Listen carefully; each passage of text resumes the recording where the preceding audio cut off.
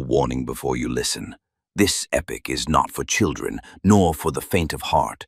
We retell the ancient Greek myths as they were born, unfiltered, unsoftened. Scenes of violence, curses, betrayals, and a hunger for power that shows no mercy. Given the many conflicting versions of the Titan War, the events have been rebuilt to complete the missing pieces. Here, we tell the myth as it was meant to be told. Sources and references are listed in the episode description. Chapter 34. From War of the Titans, Clash of Weapons and the Fall of Time. The Dance of Ruin. The second mission of the Helm of Shadows. When a killer longs for blood, he carves his path through bone. This time, the earth didn't open wide for him. The path wasn't empty.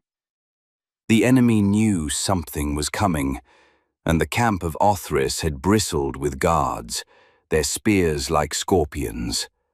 Awake, poisoned, and waiting. But Hades was not one to use doors. He slithered up through a dried well, climbed unseen through tunnels abandoned for 1,000 years, and scaled walls as though stone bent itself to his will. At the final turn, 2 guards. There was no room for words. He drove his blade into the first man's throat. Before the second could cry out, the dagger of shadows had already pierced his heart. Then he entered.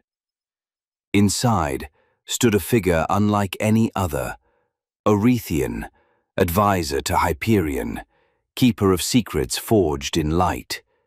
His body was lean, almost fragile, but he shimmered with a radiant golden aura. His eyes did not blink. They hadn't in centuries. As if he'd been waiting. "I thought you'd come," Orythan said. "I could smell your death seeping through the walls." Hades removed his helm, slowly, like peeling away silence itself. "I don't carry a scent," he replied. "Only the forgotten remember me." Orythan moved, reaching for a dagger hanging at his side.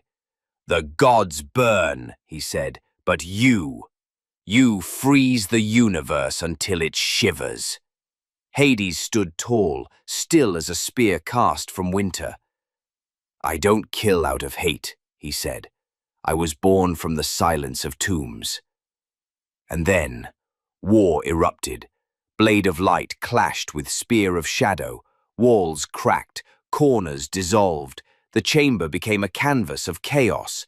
Light flickered, darkness swallowed, and the ground bled beneath feet that left no mark. Orythan struck Hades on the shoulder. Blood spilled. Hades laughed. "Blood," he whispered.